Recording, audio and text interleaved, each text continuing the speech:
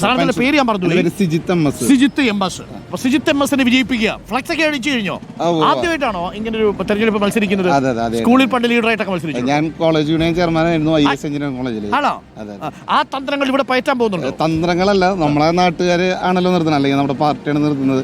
അങ്ങനെ അതിന് വേണ്ടിയിട്ട് നമ്മൾ ഒരു മത്സരം ഇതുവരെ നടത്തേണ്ടി വന്നിട്ടില്ല. കാരണം നമ്മളെ സ്വന്തം വാർഡ് അവിടെ തന്നെയാണോ?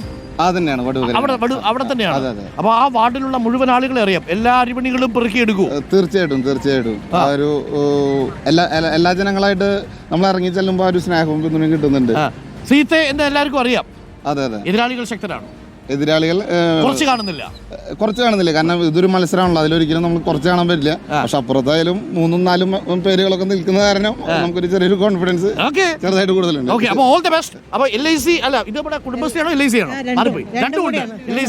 അപ്പൊ ഒരു ദീർഘമായ ഇൻഷുറൻസ് ആവട്ടെ. അപ്പം ടീച്ചറെ ഗംഭീരമാക്കണം ഇത്തവണ, ഉറപ്പായി വിജയിച്ചു വരൂലേ? ആത്മവിശ്വാസം. മറ്റൊരു സ്ഥാനാർത്ഥിയാണല്ലോ അല്ലേ? ഏത് വാർഡ്? 41-ാം ഡിവിഷൻ വടൂക്കര. എന്റെ പേരെന്താ? മുകേഷ് കുളപ്പുറം. കഴിഞ്ഞ തവണ ആ വാർഡ് ആരാ വിജയിച്ചു കയറിയത്? അവിടെ LDF ആണ് വിജയിച്ചിട്ടുള്ളത്. കോട്ടയാണോ? ഇടതിന്റെ കോട്ടയാണോ? കോട്ട എന്ന് പറയാല്ലേ. എന്താ കാരണം എന്ന് വെച്ചാൽ ഞാൻ കണ്ണംകുളങ്ങര മത്സരിക്കുമ്പോ ഒരു മോസ്ക് ആണെന്ന് അവിടെ, അതിനെ പൊട്ടിച്ചിട്ട് സ്വതന്ത്രനായിട്ട് വന്നിട്ടുള്ള ആളാണ് ഞാൻ. ആദ്യം വിജയിച്ചിട്ടുള്ള ആളാണ്. പ്രാദേശിക 3 പാർട്ടികളെയും 158 വോട്ടിന്റെ വിജയം മേടിച്ചിട്ട് വന്നിട്ടുള്ള ആളാണ്. സെക്കൻഡ് ട്രിപ്പ് വൈഫ് നിന്നു 18 വോട്ടിനെ തോറ്റത് UDFന്റെ. പിന്നത്തെ ട്രിപ്പ് ഞാൻ തന്നെയായിരുന്നു കണ്ണംകുളങ്ങര ഡിവിഷന്റെ കൗൺസിലർ. അല്ല, അത് വൈഫിനെ അവിടെ മത്സരിക്കാൻ പറഞ്ഞപ്പോൾ ഞാൻ കുടുംബസ്വത്താക്കാൻ ഉദ്ദേശിച്ചിട്ടില്ല. എനിക്ക് വാർഡ് വേറെ ഏതെങ്കിലും തരാണെങ്കിൽ മാത്രമേ ഞാൻ മത്സരിക്കുള്ളൂ എന്ന് പറഞ്ഞു. കുടുംബസ്വത്താക്കാൻ ഞാൻ ഉദ്ദേശിച്ചിട്ടില്ല. അപ്പോൾ പാർട്ടി ഭാര്യയാണെങ്കിലും മക്കളാണെങ്കിലും അവർ രാഷ്ട്രീയത്തിലേക്ക് വരുമെന്നുള്ളത് ആ രാഷ്ട്രീയത്തിന് നമ്മൾ കൊടുക്കുന്ന മാന്യതയാണ്, മൂല്യമാണ്. അവളെ എൻ്റെ വൈഫ് നിന്ന വലിയ ഭൂരിപക്ഷത്തിൽ ജയിക്കും. പക്ഷെ എനിക്കറിയാം അവളെ വടൂക്കര LDFന്റെ കോട്ടയാണെന്നുള്ളത്. അതിനെങ്ങനെ നമ്മൾ ജനങ്ങളുടെ ഉള്ളിലേക്ക് നമ്മളുടെ വികസനങ്ങളും അവരുടെ പ്രവർത്തനങ്ങളും അവർക്ക് വേണ്ട ആവശ്യങ്ങളൊക്കെ കൊടുത്തുകൊണ്ട് അവരെ പറഞ്ഞ കാര്യങ്ങൾ നടപ്പാക്കാനുള്ള കഴിവുണ്ടാവണം ഏത് സ്ഥാനാർത്ഥി. എങ്ങനെയാണ് ഈ ഇത്രയും കോട്ടകളൊക്കെ സ്വതന്ത്രന്മാരെ അടക്കം അവരെ മലർത്തിയിടിച്ച് വിജയിച്ചു? നമ്മള് ഒരു സ്ഥാനാർത്ഥി ഒരു വീട്ടിൽ ചെല്ലുമ്പോൾ സംസാരിക്കുമ്പോൾ അവരുടെ ഒരു രീതി ഉണ്ട്. അത് ശരിക്കും ആ മുഖത്ത് നോക്കിയാൽ ശരിക്കും കിട്ടും നമുക്ക്. എന്താ കാരണം എന്ന് വെച്ച് കഴിഞ്ഞാൽ ബൂത്ത് പ്രസിഡന്റ്, അതുപോലെ തന്നെ ഡിവിഷൻ പ്രസിഡന്റ്, ബ്ലോക്ക് സെക്രട്ടറി ആണ് ഇപ്പോൾ.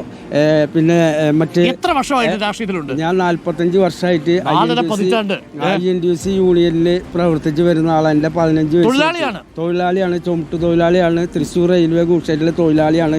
ഈ തൃശ്ശൂർ കോർപ്പറേഷന്റെ ഈ തിരുമുറ്റത്ത് ഒറ്റയ്ക്ക് INTUC പോസ്റ്ററുകൾ ഒട്ടിച്ചിട്ടുള്ള ഒരാളാണ്. ചേർത്ത് പിടിക്കുകയാണ്. കാരണം എന്താ പറയുക, ഒരു തൊഴിലാളി പ്രത്യേകിച്ച് ഈ ഒരു റെയിൽവേ സ്റ്റേഷനിലെ റെയിൽവേ ഗൂഡ്സില് ലോഡിംഗ് അൺലോഡിംഗിലുള്ള തൊഴിലാളി. ഭാരണ്ട് വടക്കന്നാന്റെ തിരുമുറ്റത്തു നിന്നാണ് ഞാൻ എൻ്റെ പ്രവർത്തനങ്ങൾ തുടങ്ങിയതും അത് മുമ്പും തുടങ്ങിയത്. എല്ലാ ദിവസവും ഇവിടെ വന്ന അഭിഷേകം കാണും, മറ്റേ തൃപ്പക തൊഴും, എല്ലാ ദിവസവും സൈനപ്രതീക്ഷയും. ഈ സ്ഥാനാർത്ഥിനെ കാണുമ്പോഴേ നമ്മുടെ തൃശ്ശൂരിലെ മറ്റൊരു ഗ്ലാമർ സ്ഥാനാർത്ഥിയുടെ ഒരു രൂപസാദൃശ്യം തോന്നുന്നുണ്ട്, തോന്നില്ലേ? ആ സ്ഥാനാർത്ഥി നമുക്കൊപ്പം ഉണ്ട്, നമ്മൾ അല്പസമയത്തിനൊക്കെ എത്തും. എന്തെങ്കിലും ബന്ധമുണ്ടോ? എല്ലാവരും അങ്ങനെ ഒരു പറയുന്നുണ്ട്. അനിലക്കരയും ഞാനും കൂടി നിന്ന് കഴിഞ്ഞാൽ ഇത് തെറ്റിപ്പോവും പെട്ടെന്ന്. ഇപ്പൊ എന്റെ പോസ്റ്ററുകൾ ഒട്ടിച്ചപ്പോഴും പറയുന്നുണ്ട്.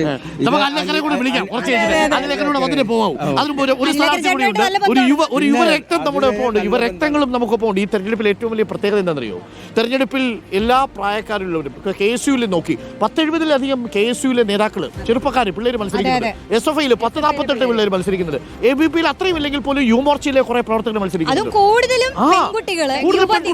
നല്ല ചിരിക്കുന്ന മുഖത്തിൽ അവർ നിൽക്കുന്ന കാണുമ്പോൾ തന്നെ ഒരു ഐശ്വര്യമാണ്. അപ്പോൾ യുവരക്തം വരുന്നു. ഇത്തവണത്തെ കൗൺസിലറാണോ പുതിയതായിട്ടാണോ മത്സരരംഗത്ത്? പുതിയതായിട്ടാണ് മത്സരം. എന്താ പേര്? രേഷ്മ. ഏത് പാർട്ടി? BJP. NDA. ഏത് വാർഡിലാണ് മത്സരിക്കുന്നത്? 37-ാം വാർഡ്, തിരുവമ്പാടി. ഇത് പിടിച്ചടക്കുവോ തൃശ്ശൂര്? പിടിച്ചടക്കും. അതെ. എന്താ കോൺഫിഡൻസ് നോക്കൂ. എന്താ ഈ കോൺഫിഡൻസിന്റെ കാരണം? ജനങ്ങൾ നമുക്ക് വേണ്ടിയിട്ടാണ് നിൽക്കുന്നത്. നമുക്ക് എന്തായാലും ആ വാർഡിൽ ആരാ വിജയിച്ചത് കഴിഞ്ഞ തവണ? BJP തന്നെയാണ്. BJPയുടെ സിറ്റിംഗ് വാർഡായിട്ട് BJP തന്നെയാണ്. റോഡുകൾ എങ്ങനെയുണ്ട്? റോഡുകളൊന്നും അധികം മോശമൊന്നുമില്ല. കുടിവെൾ അധികം മോശമില്ല എന്ന് പറഞ്ഞാൽ കുറച്ച് മോശമാണ് എന്നാണ്. ഇല്ല, മോശമില്ല. സിറ്റിംഗ് കൗൺസിലർ എവിടെയുണ്ടോ? എന്താണ് ഈ വാർഡ് ഒഴിയാനുള്ള കാരണം? വാർഡ് ഒഴിയാനുള്ള കാരണമല്ല, തേക്കിൻകാട് എന്നുള്ളൊരു ഡിവിഷനായിരുന്നു. ഡീലിമിറ്റേഷൻ പ്രോസസ്സ് കഴിഞ്ഞപ്പോൾ ഈ വാർഡ് ഇവിടെ യെസ്, തേക്കിൻകാട് എന്നുള്ള ഡിവിഷനായിരുന്നു. ഊരൊക്കെ നമ്മുടെ ചുമതലയിലായിരുന്നു. ഊരൊക്കെ നമ്മുടെ ചുമതലയിലായിരുന്നു. അതെ. അപ്പോൾ നമ്മുടെ ഡീലിമിറ്റേഷൻ പ്രോസസ്സ് കഴിഞ്ഞപ്പോൾ ഡിവിഷന്റെ ഓരോ ഭാഗം ഓരോ ഡിവിഷനിലേക്ക് കൂട്ടിച്ചേർക്കപ്പെട്ടു. തിരുവമ്പാടി എന്ന് പറയുന്ന